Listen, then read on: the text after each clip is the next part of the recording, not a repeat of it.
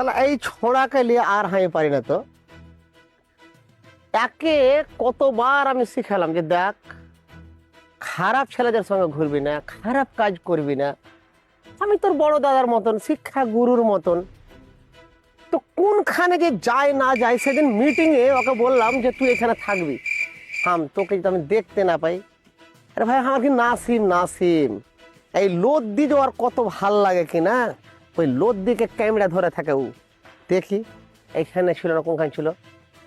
কি কি ব্যাপার, তুই এটা কি করছিস? তুই খয়নি খাচ্ছি? খয়নি খাবি মানে? তুই আমি একটা শিক্ষা গুরু, আমি একটা তোর দাদা তুল্য মানুষ, তুই আমার সামনে বসে খয়নি খাচ্ছিস মানে? তো তুমি ওদের মিটিং এ বলে না যে এখানে কেউ, তোরা কেউ এই বেরি খাবি না, তো তুমি যে বেরি খেতে মানা করেছো। বেড়ি খেতে মানা করে তাহলে তুই খয়নি খাবি? আর তুমি তো খয়নি খেতে মানা করো না, তুমি বেরি খেতে মানা করে ওই আমি খয়নি ধরলে আমি খয়নি খাচ্ছি।